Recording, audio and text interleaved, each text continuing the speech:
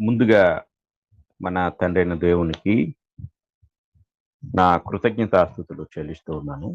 అలాగే గ్రూప్‌లో చేరి వాక్యంను వినుటకు సిద్ధంగా ఉన్న ప్రియ సహోదరి, సహోదరులందరికీ కూడా నా ప్రత్యేకమైన వందనములు తెలియజేస్తూ ఉన్నాను. ప్రియమైన వారలారా, గడచిన కొద్ది రోజులుగా మనము సంఘ పరిచర్య అభివృద్ధిలో భాగంగా దేవుడు మనకు అప్పగించిన పని ఏమిటి అనేది ధ్యానిస్తూ ఉన్నాం.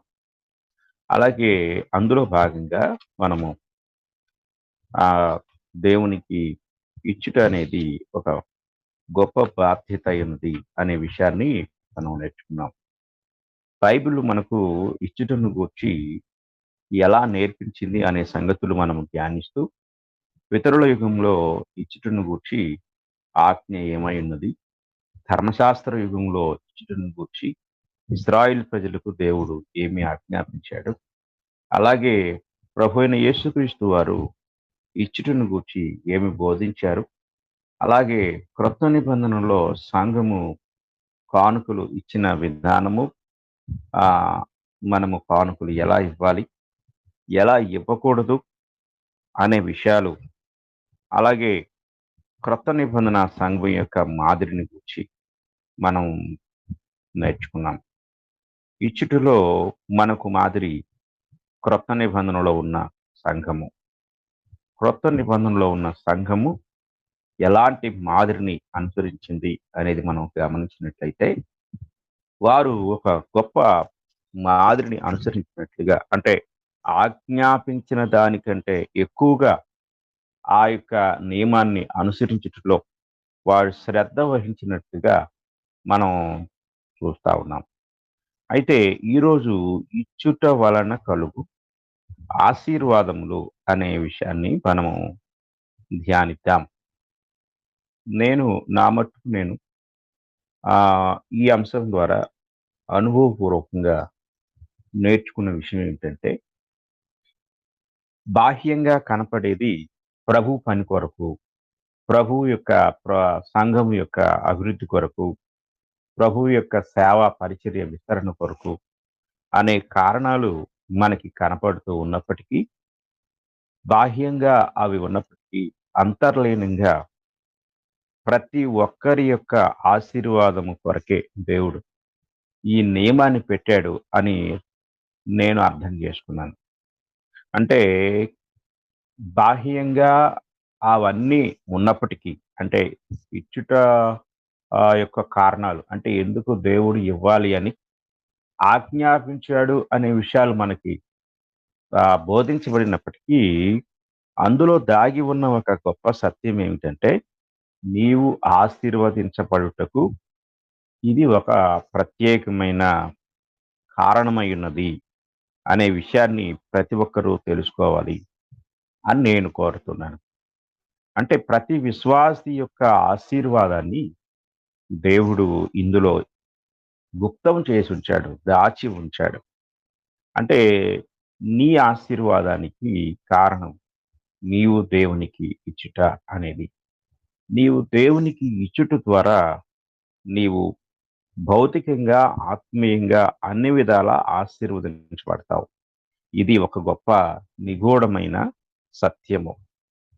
ఇది మనము క్రొత్త నిబంధనలో చాలా స్పష్టంగా గ్రహించగలం. ఎన్ని విషయాలు మనకి ఇందులో కనపడతాయంటే, అనేక విషయాలు మనం ఇందులో చూడగలం. ఒక్కొక్క విషయాన్ని మనం నేర్చుకుందాం. ఒకటి, ఇచ్చుట వలన కలుగు ఆశీర్వాదంలో మొదటిగా మన విషయాన్ని గమనించినట్లయితే, ఇచ్చుట ద్వారా మనము మన యొక్క నీతిని కనపరుచుకుంటాం. చూడండి, హెబ్రీయులకు రాసిన పత్రిక 11వ అధ్యాయము 4వ వచనాన్ని మనం చదువుకుందాం. హెబ్రీయులకు రాసిన పత్రిక 11వ అధ్యాయము 4వ వచనాన్ని మనం చదువుకున్నట్లయితే, విశ్వాసమును బట్టి హేబెలు కయీను కంటే శ్రేష్టమైన బలి దేవునికి అర్పించెను. దేవుడు అతని అర్పణలను గూర్చి సాక్ష్యం ఇచ్చినప్పుడు అతడు ఆ విశ్వాసమును బట్టి నీతిమంతుడని సాక్ష్యము పొందెను. అతడు మృతి నొందియు ఆ విశ్వాసము ద్వారా మాటలాడుచున్నాడు. ప్రియమైన వారలారా, దేవుడు ఆయా కాలాల్లో ఆయా వ్యక్తులను గురించి మాట్లాడుతూ నీతిమంతుడు అనే మాటను మాట్లాడాడు. మనము గమనించినట్లయితే ఆదికాండము 6వ అధ్యాయంలో నోవహును నీతిమంతుడు అన్నాడు. అలాగే మనకి ఆదికాండములో కనిపించకపోయినప్పటికీ కూడా పేతురు పత్రికలో లోతును గూర్చి మాట్లాడుతూ నీతిమంతుడు అన్నాడు. ఇక ఆదికాండం 15 అధ్యాయానికి వస్తే అక్కడ అబ్రహామును నీతిమంతుడు అన్నాడు. ఇలాగా మనం జాగ్రత్తగా పరిశీలించినట్లయితే ఆయా కాలాల్లో అనేక మందిని దేవుడు నీతిమంతుడు అని చెప్పడం జరిగింది. అయితే ఇక్కడ వీరందరూ కూడా దేనిని బట్టి నీతిమంతులు అయ్యారు అనేది మనం గమనించినట్లయితే వారి వారి యొక్క వ్యక్తిగత జీవితాల్లో వారు జరిగించిన కార్యక్రమాలు లేక వారికి ఉన్న విశ్వాసం. ప్రధానంగా అబ్రహాము దేవుని నమ్మెను, అది అతనికి నీతిగా ఎంచబడెను అని అబ్రహామును గూర్చి పదే పదే అనేక సార్లు పాత క్రొత్త నిబంధనల్లో చెప్పడం జరిగింది. కానీ ఇక్కడ హేబెలుకున్న విశిష్టత ఏమిటి అంటే ఆ అర్పణను బట్టి, అంటే శ్రేష్టమైన బలి దేవునికి అర్పించుట. శ్రేష్టమైన బలి దేవునికి ఇచ్చుట ద్వారా అతడు కలిగి ఉన్న విశ్వాసాన్ని బట్టి నీతిమంతుడని తీర్చబడ్డాడు. అంటే మనము మన నీతిని మనం ఇచ్చే కానుక ద్వారా తెలియపరచగలం. మనము నీతి అనే దానికి ఇంగ్లీష్‌లో రైచియస్‌నెస్ అనే మాట ఉపయోగించబడింది. దాని అర్థం ఏంటంటే గ్రీకు మూలంలోకెళ్తే డికాయోసునే అనే మాట. దాని అర్థం ఏంటంటే వంకర లేనిది, లోపము లేనిది, తిన్నని అయినది అనే తెలుగులో పర్యాయ పదాలుంటాయి. అంటే ఇచ్చుటలో లోపము లేని స్థితి. అంటే మనము ఒక ఆహ్, చేత్తో ఒక గీత గీస్తాం. దాంట్లో మనకు చాలా, చాలా పర్ఫెక్ట్‌గా గీసాము. ఇందులో వంకర లేదు అని మనం అనుకుంటాం. కానీ అందులో వంకర ఉన్నదో లేదో తెలుసుకోవాలంటే స్కేల్‌ని తీసుకెళ్ళి దాని పక్కన పెడితే, ఆ లైన్ పక్కనే పెడితే అది వంకర ఉందో లేదో మనకి తెలిసిపోతుంది. అలాగే ఇక్కడ మనం గ్రహించినప్పుడు మన జీవితంలో ఇచ్చుటలో ఎన్ని వంకరలున్నాయో తెలియాలి అంటే వాక్యం దగ్గరికి రావాలి. మనము దేవునికి ఇచ్చుట అనేది నీతియుక్తమైనదా? లేక మనము నీతి లేకుండా దేవునికి ఇస్తున్నామా? అనేది మనం చాలా జాగ్రత్తగా గ్రహించవలసిన వారమై ఉన్నాం. దేవుని యొక్క వాక్యాన్ని మనం పరిశీలన చేసినట్లయితే ఇక్కడ ఇచ్చుటలో మన నీతిని మనము కనపరుచుకోవాలి. ఒకవేళ మనము దేవునికి ఇవ్వవలసిన విధానములో ఇవ్వకపోతే మనము అక్కడ నీతిని కోల్పోయే వారంగా ఉంటాం. దుర్నీతి పరులంగా ఉంటాం. కనుక మనము ఇచ్చుటలో కూడా నీతిని కనపరచవలసిన వారమై ఉన్నాం. బైబిల్ గ్రంథంలో చాలా మంది ఇచ్చే విషయంలో నీతిని కోల్పోయారు. ఇక్కడ కయ్యను నీతిమంతుడుగా ఎంచబడలేదు. కారణం ఏమిటి? హేబెలు మాత్రమే నీతిమంతుడుగా ఎంచబడ్డాడు. కారణం ఏమిటి? వారిద్దరూ కూడా దేవునికి అర్పణలు తీసుకొని వెళ్లారు. కానీ ఇక్కడ కేవలము, కేవలం మనకు హేబెలు మాత్రమే నీతివంతుడిగా కనిపించాడు. ఈ విషయాన్ని మనం చాలా జాగ్రత్తగా ఆలోచించవలసిన వారమై ఉన్నాం. ఆ తర్వాత విషయాన్ని మనం చాలా జాగ్రత్తగా పరిశీలన చేసినట్లయితే, ఇందులో ఇంకొక విషయం కూడా మనకి కనపడుతుంది. అదేమిటంటే, దేవునికి ఇచ్చే వ్యక్తిలో దేవుని భయం ఉందా లేదా అనేది కూడా దేవుడు చూస్తాడు. అంటే మన కానుక ద్వారా మనము దేవునికి భయపడు వారముగా ఉన్నామో లేదో దేవునికి మనము మన యొక్క అర్పణ ద్వారా తెలుసుకుంటాడు దేవుడు. ఆదికాండము 22వ అధ్యాయంలో దేవుడు అబ్రహాముతో మాట్లాడుతూ ఈ విషయాన్ని ఆయన తెలియజేస్తూ ఉంటాడు. 22 అధ్యాయం 12వ వచనాన్ని మనం చదువుకుందాం. అప్పుడు ఆయన, ఆ చిన్న వాని మీద చెయ్యి వేయకుము, అతనినేమియు చేయకుము, నీకు ఒక్కడైయున్న నీ కుమారుని నాకియ్య వెనుతీయలేదు గనుక నీవు దేవునికి భయపడువాడవని ఇందువలన నాకు కనబడుచున్నదనెను. దేవుడు అడిగిన దానిని అడిగిన పరిమాణములో, అడిగిన విధానములో, అడిగిన సమయములో ఇచ్చుటకు వెనుతీయని వాడు దేవుని భయాన్ని కలిగి ఉంటాడు. మనము చాలా జాగ్రత్తగా గ్రహించాలి. ప్రియమైన వారలారా, దేవుడు ఇశ్రాయేలుల మీద ఆ ఆరోపణ చేస్తూ ఉన్నాడు. ఈ ఆరోపణ మనము జాగ్రత్తగా పరిశీలించినట్లయితే మలాకీ గ్రంథంలో వారి మీద ఆయన ఆరోపణ చేస్తున్నాడు. మొదటి అధ్యాయము 6వ వచనం నుండి చదువుకుందాం. కుమారుడు తన తండ్రిని గనపరుచును గదా, దాసుడు తన యజమానుని గనపరుచును గదా. నా నామమును నిర్లక్ష్యపెట్టు యాజకులారా, నేను తండ్రినైతే నాకు రావలసిన ఘనత ఏమాయను? నేను యజమానునైతే నాకు భయపడువాడెక్కడ ఉన్నాడు అని సైన్యములకు అధిపతికి యెహోవా మిమ్మునడుగగా, ఏమి చేసి నీ నామమును నిర్లక్ష్యపెట్టితిమని మీరందురు. నా బలిపీఠం మీద అపవిత్రమైన భోజనము మీరు అర్పించుచు ఏమి చేసి నిన్ను అపవిత్రపరిచితిమని మీరందురు. యెహోవా భోజనపు బలను నీచపరిచినందు చేతనే కదా. గుడ్డిదాన్ని తీసుకొని బలిగా అర్పించిన యెడల అది దోషము కాదా? కుంటిదాన్నైనను రోగము గలదాన్నైనను అర్పించిన యెడల అది దోషము కాదా? అట్టి వాటిని నీ అధికారికి నీవిచ్చిన యెడల అతడు నీకు దయచూపున నిన్ను అంగీకరించునా అని సైన్యములకు అధిపతియగు యెహోవా అడుగుచున్నాడు. ఈ వచనాలు మనం చాలా జాగ్రత్తగా పరిశీలన చేసినట్లయితే ఇశ్రాయేలీయులు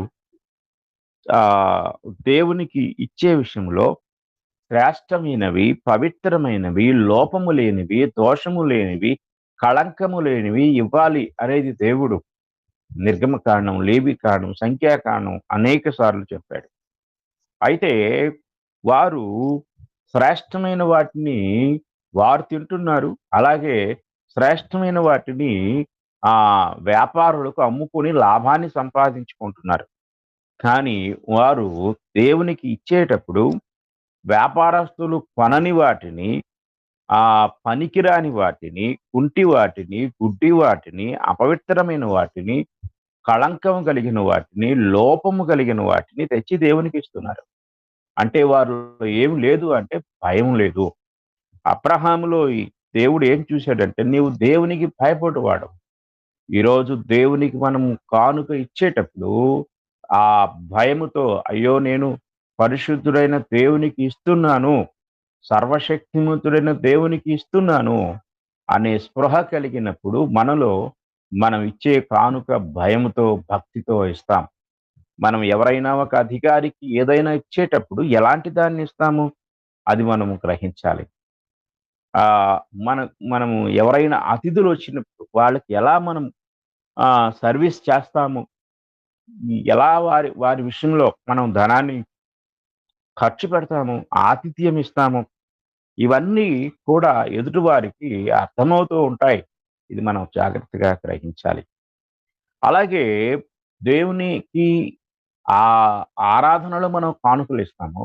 ఆ ఆరాధనలో కానుకలు ఇచ్చేటప్పుడు దేవుని ఆరాధించుటలో కానుకలు ఒక భాగమైనప్పుడు అందులో మనలో దేవుడు ఏం చూస్తున్నాడు? మనలో భయం ఉందా? భయముతో దేవునికి ఇస్తున్నామా? లేక కానుకలు అనేది ఒకటి ఒక కార్యక్రమం జరుగుతుంది కాబట్టి హడావుడిగా మన చేతిలో ఉన్న దానిని లేకపోతే ఏదో మనకు తోచిన దాన్ని మనం ఇస్తున్నామా? ఇది మనం గ్రహించాలి. కనుక ప్రియమైన వారలారా, నీ కానుక నీ నీతిని బయట పెడుతుంది. నీవిచ్చే కానుక నీలో దేవుని భయాన్ని చూపిస్తుంది. ఈ రెండిటిని మనం గ్రహించాలి. ఇక మూడో విషయాన్ని మనం చాలా జాగ్రత్తగా గమనించినట్లయితే 2వ కొరింథీ పత్రిక 9వ అధ్యాయము మనం చదువుకుందాం. 2వ కొరింథీ పత్రిక 9వ అధ్యాయం 6వ వచనాన్ని మనం చదువుకున్నట్లయితే అక్కడ కొంచెముగా విత్తువాడు కొంచెముగా పంట పోయెను. సమృద్ధిగా విత్తువాడు సమృద్ధిగా పంట పోయెను అని ఈ విషయమై చెప్పవచ్చును అంటాడు.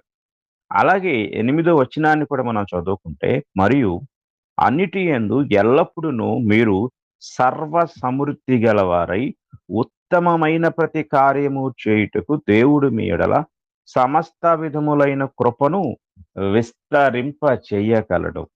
అంటే ఈ 2 వచనాల్లో మనము గమనించినట్లయితే సమృద్ధి అనే మాట మనకి ఎంతో స్పష్టముగా మనకు తెలియచేస్తా ఉంది. అంటే సమృద్ధి అనే మాటను మనం చాలా జాగ్రత్తగా పరిశీలన చేసినప్పుడు ఏ కొరత లేనిది అనేది ఇక్కడ మనం గ్రహించాలి. చూడండి, ఇక్కడ దేవుడు ఇంగ్లీష్‌లో ఒక మాట చక్కగా ఇక్కడ కనపడుతుంది. Always having all sufficiency in all things అంటాడు. అంటే సఫిషియన్సీ అనేది సమృద్ధి మన జీవితంలో దేవునికి ఇచ్చుట ద్వారా దేవుడు ఇక్కడ అంటున్నాడు, మీరు సర్వ సమృద్ధి గలవారై ఉత్తమమైన ప్రతి కార్యము చేయుటకు దేవుడు మీ ఎడల సమస్త విధములైన కృపను విస్తరింప చేస్తాడు అంటున్నాడు. చాలా జాగ్రత్తగా మనం గ్రహించాలి.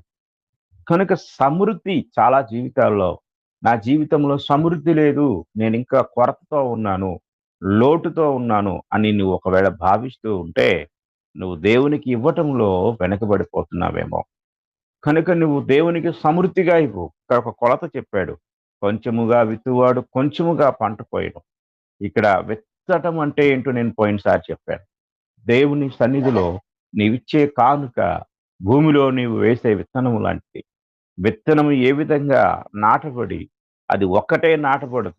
కానీ తరువాత అది వందలు, వేలు కాయలు ఫలిస్తుంది. నీవు దేవునికి ఇచ్చే కానుక అలాంటి విత్తనంతో పోల్చబడింది.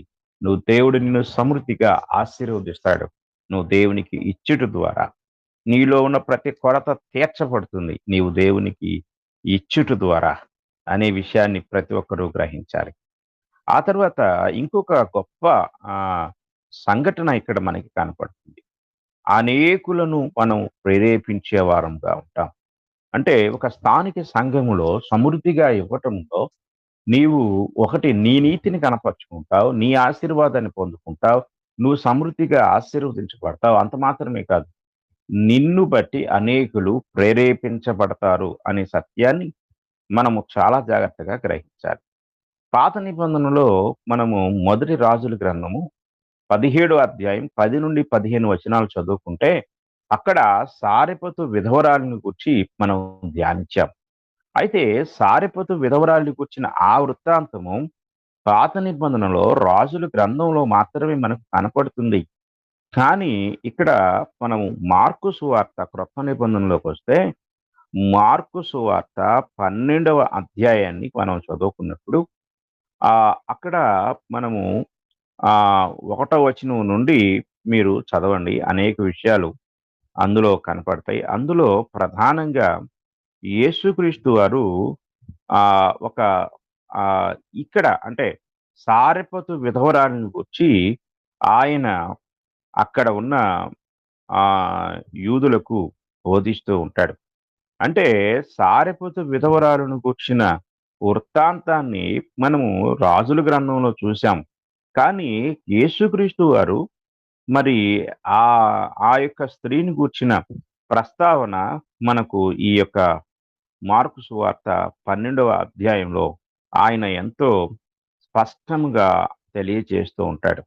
ఇది మనం చాలా జాగ్రత్తగా గ్రహించవలసిన వారమై ఉంటాం.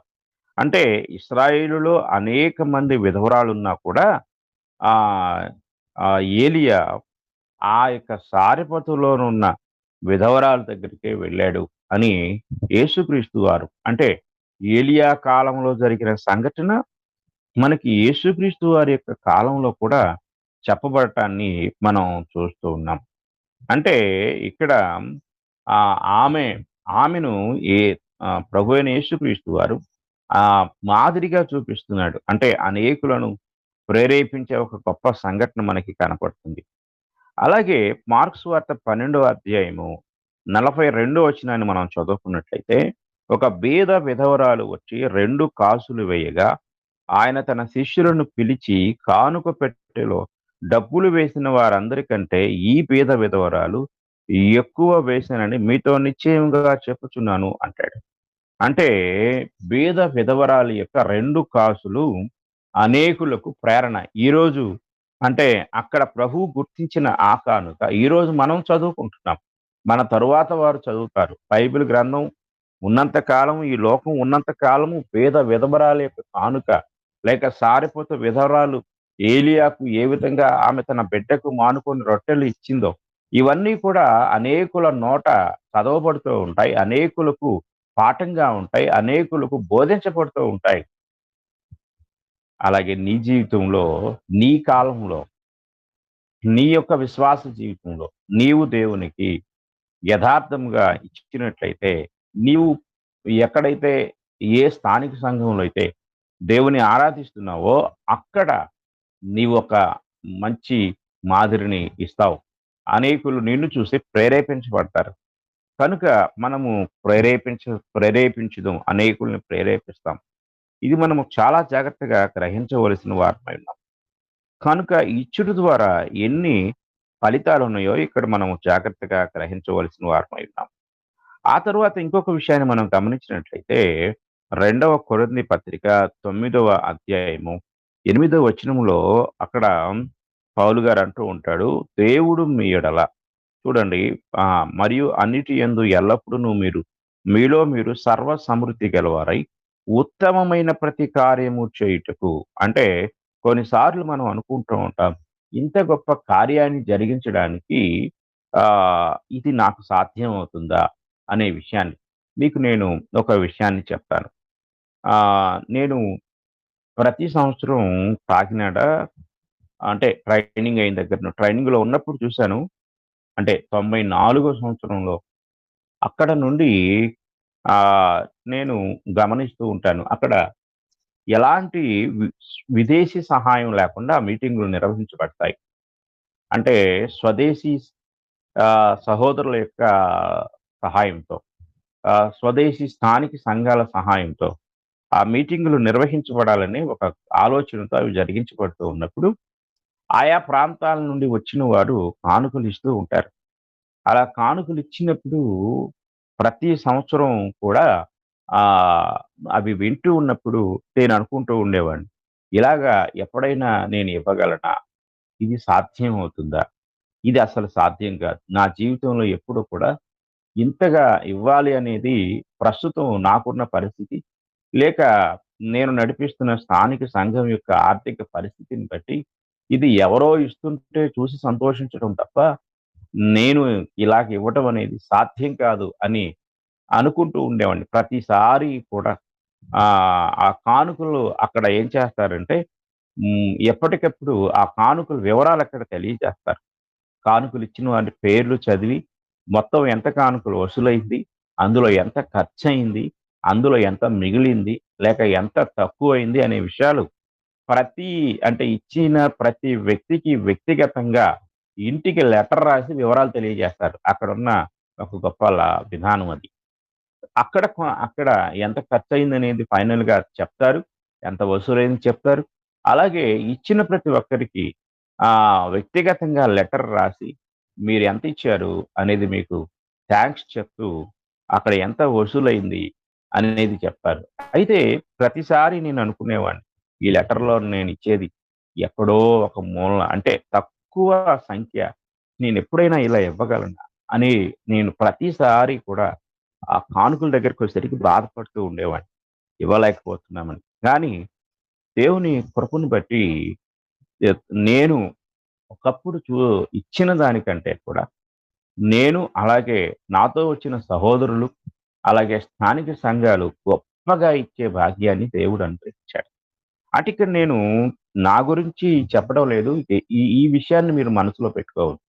నేను మీ మనసులను ఎటువైపు త్రిప్పుతున్నాను అంటే, ఉత్తమమైన ప్రతి కార్యము చేయుటకు. ఏది ఉత్తమమైన ప్రతి కార్యము అనేది నా దృష్టిలో లేక నాకు అర్థమైందేంటంటే, దేవుని పని కొరకు ఇచ్చుటలో మనము ఉన్నతమైన స్థితికి ఎదగటమే ఉత్తమమైనది. ఉత్తమమైన ప్రతి కార్యం అంటే నేను ఒక మంచి ఇల్లు కట్టుకున్నాను. ఇది ఉత్తమమైనది అని నేను అనుకోను. లేకపోతే నేను ఆహ్, నాకున్న ధనాన్ని బట్టి నేనొక మంచి ప్లాట్ కొనుక్కున్నాను. ఇది ఉత్తమమైనది కాదు. లేకపోతే ఒక మంచి స్థిరాస్తిని నేను కొనుక్కున్నాను. నా భవిష్యత్తుకు ఢోకా లేదు. ఇది ఉత్తమమైనది కాదు. అలాగే నా లైఫ్‌కి నేను మంచి ఇన్స్యూరెన్స్ చేయించుకున్నాను. నేను ఒకవేళ పొరపాటున ఏదైనా హెల్త్ ఇష్యూ వస్తే నాకే భయం అక్కర్లేదు. కాబట్టి నాకొక మంచి భరోసా ఉంది. ఇది ఉత్తమమైన కార్యం కాదు. ఇవన్నీ మన వ్యక్తిగతమైనవి. ఏది ఉత్తమమైనది ఇది చాలా జాగ్రత్తగా గ్రహించాలి. ప్రియమైన వారలారా, దేవుని యొక్క వాక్యాన్ని మనం పరిశీలన చేసినట్లయితే, ఏది ఉత్తమమైనది? ప్రభువు కొరకు జీవించుట, ప్రభువు కొరకు ఇచ్చుట, ప్రభువు కొరకు పని చేయుట, ప్రభువు కొరకు త్యాగం చేయుట, ప్రభువు యొక్క పరిచర్యలో మన జీవితాలను సజీవ యాగముగా సమర్పించుట, అంతకంటే ఉత్తమమైనదేదీ లేదు. కనుక ఇక్కడ ఉత్తమమైన ప్రతి కార్యము నీవు దేవుని కొరకు చేసే సామర్థ్యాన్ని, సమస్త విధములైన కృపను దేవుడు నీకు విస్తరింప చేయగలడు. ఇది గ్రహించాలి. దేని ద్వారా అంటే, నీవు దేవునికి ఇచ్చుట ద్వారా. ఉత్తమమైన ప్రతి కార్యము చేయుటకు నీకు సామర్థ్యాన్ని ఇస్తాడు దేవుడు. ఇప్పుడు నీవు విత్తుతున్నావు. నీవు దాన్ని కోస్తావు. ఇది జాగ్రత్తగా గ్రహించాలి. కొంచెముగా విత్తువాడు కొంచెముగా, సమృద్ధిగా విత్తువాడు సమృద్ధిగా. పంట కోయును నువ్వు కోస్తావు. నువ్వు విస్తారంగా పంట కోస్తావు. నీ ఆర్థిక స్థితిని దేవుడు వృద్ధి చేస్తాడు, అభివృద్ధి పరుస్తాడు. నీ ఆర్థిక స్థితి మెరుగుపడే కొంది నువ్వు ప్రభువు కొరకు ఆర్థికంగా ఇవ్వటంలో మెరుగుపడతావు, అభివృద్ధి చెందుతావు. ఉత్తమమైన ప్రతి కార్యం నీవు ఏ సంఘంలో దేవుని ఆరాధిస్తున్నావో ఆ స్థానిక సంఘంలో విస్తారమైన దైవ కార్యాలు జరిగించుటకు నీవు అందరికంటే ముందుంటావు. ఎప్పుడో తెలుసా?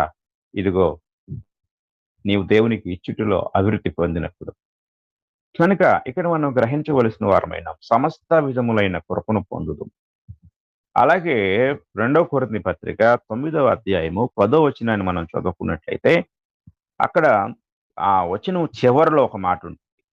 విత్తువానికి విత్తనమును, తినుటకు ఆహారమును దయచేయు దేవుడు మీకు విత్తనము దయచేసి విస్తరింపచేసి మీరు ప్రతి విషయములో పూర్ణ ఔదార్య భాగ్యము గలవారగునట్లు మీ నీతి ఫలములు వృద్ధి పొందించును. ఇక్కడ చాలా జాగ్రత్తగా గమనించాలి. మీ నీతి ఫలము వృద్ధి పొందించును. జాగ్రత్తగా మనం గమనించాలి. ఇక ఇక్కడ ఇంగ్లీష్‌లో ఏముంటుందంటే, and increase the fruits of your righteousness. Increase, నువ్వు డిక్రీజ్ అవ్వవు. నువ్వు ఇంక్రీజ్ అవుతావు. నీవు వృద్ధి పొందుతావు. నీ నీతి ఫలము వృద్ధి పొందుతుంది. ఎందుకంటే ఇచ్చుట ద్వారా దేవుడు నిన్ను నీతిమంతుడిగా ఎంచుతాడు. నీ నీతి ఫలము వృద్ధి పొందుతుంది. కనుక నీవు వృద్ధిలోకి వస్తావు. ఇది చాలా జాగ్రత్తగా గ్రహించాలి. కనుక మనము వాక్యాన్ని పరిశీలించినట్లయితే మనము దేవునికి ఇచ్చుట ద్వారా మన నీతి ఫలము వృద్ధి పొందుతుంది. ప్రియమైన వారలారా, మనము అనేక విషయాల్లో వృద్ధి పొందుతాం. కానీ నీతి విషయంలో వృద్ధి పొందుతున్నామా? నీతిని దేవుడు ఒక ఫలంతో ఎంచాడు. ఈ నీతి ఫలము అనేది మన జీవితంలో వృద్ధి పొందాలి. అది ఎలా జరుగుతుందంటే దేవునికి ఇచ్చుట ద్వారా అనే విషయాన్ని మనం గ్రహించాలి. తర్వాత పాయింట్ మనం చూసినట్లయితే అనేకులు దేవుని స్తుతించుటకు మనము కారణము అవుతాం. అనేకులు దేవుని స్తుతిస్తారు. దేవానికి స్తోత్రం అని చెప్తారు. కానీ కారణం నీవే అవుతావు. ఇది చాలా జాగ్రత్తగా మనం గ్రహించాలి. అనేకులు దేవుని స్తుతించడానికి నీవు ఎలా కారణం అవుతావు అనే విషయాన్ని జాగ్రత్తగా గ్రహించు. వాక్య భాగాన్ని చూద్దాం. 2 కొరింథీ పత్రిక 9వ అధ్యాయం 10, 11 వచనాలు మనం చదువుకుందాం. 2 కొరింథీ పత్రిక 8వ అధ్యాయము 10, 11 వచనాలు. 10, 11 వచనాలు మనం చూసినట్లయితే, ఇందును గూర్చి నా తాత్పర్యము చెప్పుచున్నాను. సంవత్సరము క్రిందటనే ఈ కార్యము చేయుట ఎందే గాక చేయ తలపెట్టుట ఎందు కూడా మొదటి వారయ్యుండిన మీకు మేలు.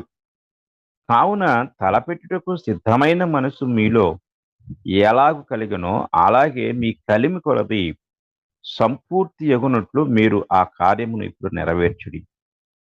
ఈ యొక్క విషయాన్ని మనము చాలా జాగ్రత్తగా పరిశీలించినట్లయితే ఇక్కడ తలపెట్టిన కార్యం విషయాన్ని గురించి మాట్లాడుతూ ఉంటాడు. అలాగే మనము 2 కొరింథీ పత్రిక 9 అధ్యాయం 12 వచనాన్ని మనం చదువుకుందాం. 12 అధ్యాయం మనం చదువుకున్నట్లయితే ఆ 9 అధ్యాయం 11, 12 వచనాలు. ఇట్టి ఔదార్యం వలన మా ద్వారా దేవునికి కృతజ్ఞతాస్తుతులు చెల్లింపబడును. అంటే ఇక్కడ కొరింథీ సంఘము ఇచ్చుట ద్వారా అది ఎవరైతే పొందారో వాళ్ళు దేవునికి థాంక్స్ చెప్తున్నారు. చాలా జాగ్రత్తగా మనం గమనించాలి. అంటే అంటే ఇచ్చేదేమో ఒకరు, కృతజ్ఞతాస్తుతులు చెల్లించేది ఇంకొకరు. కానీ వారు కృతజ్ఞతాస్తుతులు చెల్లించడానికి కారణం ఎవరంటే వీరే. అంటే వీరి ఔదార్యాన్ని బట్టి, వీరు ఇచ్చుటను బట్టి, వీరు ఆహ్, ఈ ఆజ్ఞను నెరవేర్చుటను బట్టి దేవునికి మా ద్వారా కృతజ్ఞతాస్తుతులు చెల్లించబడును అని పౌలు గారు తెలియజేస్తున్నాడు. ఈ 12 వచనాన్ని చూస్తే ఏలయనగా ఈ సేవను గూర్చిన పరిచర్య పరిశుద్ధుల అక్కరలకు సహాయము కలుగు చేయుట మాత్రము కాకుండా ఇందులో కేవలము ఇతరులకు సహాయం మాత్రమే కాదంట. ఇంకా ఏముంది? అనేకులు దేవునికి చెల్లించు కృతజ్ఞతాస్తుతుల మూలముగా విస్తరించుచున్నది. మీకు ఒక ఉదాహరణ చెప్తా. ఈరోజు అమెరికా దేశం నుండి ఆహ్, ఆర్థిక సహాయము మన దేశానికి వస్తుంది. అయితే ఆ ఆర్థిక సహాయాన్ని ఎందరు పొందుతున్నారో వాళ్ళందరూ దేవునికి థాంక్స్ చెప్తారు. దేవుని స్తుతిస్తారు. దేవునికి కృతజ్ఞతాస్తుతులు చెల్లిస్తారు. వాస్తవానికి అది ఇచ్చింది అమెరికా వారైతే, దానికి కృతజ్ఞతాస్తుతులు చెల్లిస్తుంది ఇంకొకరు. వారు ఇండియా వారు కావచ్చు, లేక ఇంకొకరు కావచ్చు.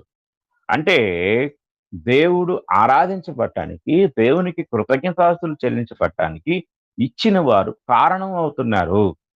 పొందిన వారు దేవునికి థాంక్స్ చెప్తున్నారు. కనుక అనేకులు దేవుని స్తుతించుటకు మనము కారణం అవుతున్నాం.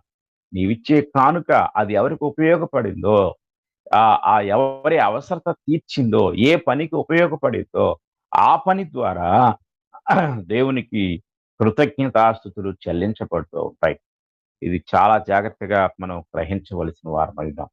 అది ఒకసారి మాత్రమే జరగదు. ఆ మేలు పొందిన వారు దాన్ని గుర్తు చేసుకున్న ప్రతిసారి దేవునికి కృతజ్ఞతాస్తుతులు. ఇక్కడ ఇక్కడ విషయాన్ని గమనించాలి. మనము ఇచ్చుట ద్వారా దేవుడు స్తుతించబడుతున్నాడన్న సంగతి ఎంత గొప్ప అద్భుతం మనం ఆలోచించవలసిన వారమై ఉన్నాం. కనుక దేవుని వాక్యాన్ని మనం పరిశీలించినట్లయితే అనేకులు దేవుని స్తుతించుటకు మనము కారణము అవుతున్నాము. ఇక తరువాత పాయింట్ మనం గ్రహించినట్లయితే మన ద్వారా దేవునికి మహిమ కలుగుతుంది. 13వ వచనం చదువుకుందాం. ఆ పక్కనే 13వ వచనాన్ని మనం చూస్తే ఎలాగనగా క్రీస్తు సువార్తను అంగీకరించుమని ఒప్పుకొనుట యందు మీరు విధేయులైనందు చేతను వారి విషయము వారి విషయమును అందరి విషయమును ఇంత ఔదార్యముగా ధర్మము చేసినందు చేతను ఈ పరిచర్య మూలముగా మీ యోగ్యత కనబడినందున వారు దేవుని మహిమపరుచున్నారు. అంటే ఇక్కడ ఒకటి దేవునికి కృతజ్ఞతాస్తుతులు చెందుతున్నాయి. అలాగే ఇంకొకటి దేవునికి మహిమ కలుగుతుంది. అంటే ఎవరైతే ఈ యొక్క ఔదార్యాన్ని పొందుతున్నారో వారు దేవుని స్తుతిస్తున్నారంట. వారు దేవుని మహిమపరుస్తున్నారంట. మీకొక ఉదాహరణ నేను తెలియజేస్తాను. ఇంకొక ఉదాహరణ. మేము చర్చ్ బిల్డింగ్ నిర్మాణం చేయడానికి ప్రారంభించినప్పుడు ఒక ఆహ్, మాకున్న అసలైన సమస్య ఏంటంటే నీరు. ఆ నీరు అంటే అక్కడ వినుకొండలో బోర్ వేయాలంటే కనీసం 500 అడుగులు లోతు బోరెయ్యాలి. 500 అడుగులు లోతు బోరు వేసి మోటార్ బిగించాలంటే రూ. 1,00,000 ఖర్చవుతుంది. ప్రధానమైన సమస్య అంటే ముందు ఏ పని చేయాలన్నా నీరు కావాలి. ఒక్కసారి రూ. 1,00,000 బోరుకే ఖర్చు పెడితే మిగిలిన పని ఎలా చేయాలి? రూ. 1,00,000 ఎలా ఇది అనుకున్నప్పుడు ఒక దైవజనులు ఆ ఇంకొక సహోదరులని ఆయన కోరారు. బ్రదరు, మీరు ఆ ఆ చర్చ్ బిల్డింగ్లు కట్టుకునే వారికి బోర్లు వేస్తున్నారని మాకు తెలిసింది. కాబట్టి అంటే ఆ సహోదరులు ఒక ఆ సహోదరునికి ఒక అమెరికా సహోదరులు, అయ్యా ఇండియాలో చర్చ్ బిల్డింగ్లు కట్టుకునే వాళ్ళకి నేను బోర్ స్పాన్సర్ చేస్తాను అని తెలియజేశారంట. ఆయన నమ్మకస్తులుగా ఉన్నవారికి, తనకు తెలిసిన వారికి ఆ బోరు వేసేదాన్ని సహాయం చేస్తున్నాడు అని తెలుసుకొని, నా తరపున లేక మా స్థానిక సంఘం తరపున దైవజనులు దాన్ని రెఫర్ చేశారు. అడిగారు, "అయ్యా, మరి సహోదరులు ఎంతో కష్టపడి చర్చ్ బిల్డింగ్ కట్టుకుంటున్నారు. మీరు బోరు సహాయం చేయండి" అని అడిగినప్పుడు వెంటనే వారు కాదనకుండా వెంటనే ఆ బోరు సహాయం చేశారు. ఇప్పుడు ఆ బోర్ చూసినప్పుడు నేను దేవునికి థాంక్స్ చెప్తాను. ఆ చర్చ్ దగ్గరికెళ్ళినప్పుడు, ఆ యొక్క బిల్డింగ్ దగ్గరికెళ్ళి, ఆ నీటిని వాడుకుంటున్న ప్రతిసారి, ఆ బోరు నా కంట్లో పడ్డ ప్రతిసారి కూడా ఆ దేవునికి అంటే ఇచ్చిందేమో ఒక సహోదరుడు. అతనికి కూడా అతను జ్ఞాపకం వస్తూ ఉంటాడు. అలాగే ఆ బోరుకి సహాయం చేసిన అమెరికా సహోదరులు వారి పేరు తెలియదు. వారి యొక్క మొహం తెలియదు. అయినప్పటికీ వారందరి కొరకు కూడా ఆ నీటిని వాడుకుంటున్న ప్రతిసారి దేవునికి మనం థాంక్స్ చెప్తాం. దేవునికి మనం మహిమపరుస్తాం. ఇది మనం చాలా జాగ్రత్తగా గ్రహించాలి. మన ద్వారా దేవునికి మహిమ. నీవు దేవునికి సహాయం అంటే దేవుని పని కొరకు సహాయం చేస్తే, దేవుని యొక్క పనిలో ఉన్న కొరత నువ్వు తీర్చగలిగితే, నిన్ను బట్టి ఇతరులు దేవుణ్ణి స్తుతిస్తారు, దేవుని మహింపరుస్తారు అనే విషయాన్ని మనము గ్రహించాలి. అలాగే మన కొరకు ప్రార్థించబడుదుము. తర్వాత పాయింట్ మనం చూస్తే, మన కొరకు మనం ప్రార్థించబడతాం.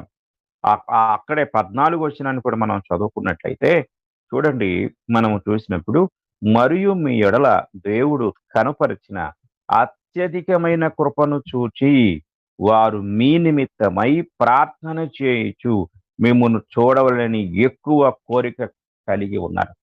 చాలా జాగ్రత్తగా గ్రహించాలి. నాకు బోరుకు సహాయం చేసిన సహోదరులను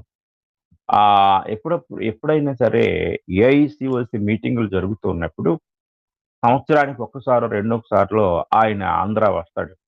వచ్చినప్పుడు నేను ఎంతో కృతజ్ఞతా భావంతో, "బ్రదరు, నన్ను గుర్తుపట్టారా? మీరు మాకు సహాయం చేశారు. మీరు బోరు వేయటానికి సహాయం చేశారన్నప్పుడు" "ఓకే బ్రదర్, చాలా సంతోషం. మీరు పరిచర్యలో బాగా పని చేయండి" అని వారు అన్నప్పుడు ఎంతో సంతోషం కలుగుతుంది. అంత మాత్రమే కాదు, వారి కొరకు మనం ప్రార్థన చేస్తూ ఉంటాం. ఫలానా సహోదరులు ఫలానా సహాయం చేశారు, ప్రార్థన చేస్తూ ఉంటాం. ప్రియమైన వర్లరా, మీరు కూడా లేక మనము కూడా ఇతరుల కొరకు సహాయపడినప్పుడు, ప్రభు యొక్క పనిలో మనం ఉపయోగపడినప్పుడు, మన మన సహాయాన్ని పొందిన వారు అనేకులు వారు కృతజ్ఞతా భావంతో ప్రార్థన చేస్తూ ఉంటారు. అయ్యో! వారు మా కొరకు సహాయం చేశారు. అలాగే మనం చాలా జాగ్రత్తగా గ్రహించాలి. మేము బైబిల్ కాలేజీలో ట్రైనింగ్ పొందేటప్పుడు అక్కడ భోజనం చేసే ముందుగా ప్రార్థన చేస్తాం. ఆ ప్రార్థనలో ఏంటంటే ముందుగా దేవుని స్తుతిస్తాము. దేవునికి కృతజ్ఞతాస్తుతులు చెల్లిస్తాము. అలాగే తండ్రి, మేము ఇప్పుడు భోజనం చేయుటకు సహాయపడిన అమెరికా సహోదరులను కూడా మీరు దీవించండి, ఆశీర్వదించండి అని ప్రార్థన చేసేవారం. అంటే మనము ఎవరి దగ్గరైతే ఆ యొక్క పొందుతున్నామో, లేక ఎవరి ద్వారా మేలు పొందుతున్నామో, వారి కొరకు ప్రార్థించే బాధ్యత మనం కలిగి ఉన్నాము. కనుక మనము ప్రార్థన చేస్తాము. ఈ విషయాన్ని మనం గ్రహించాలి.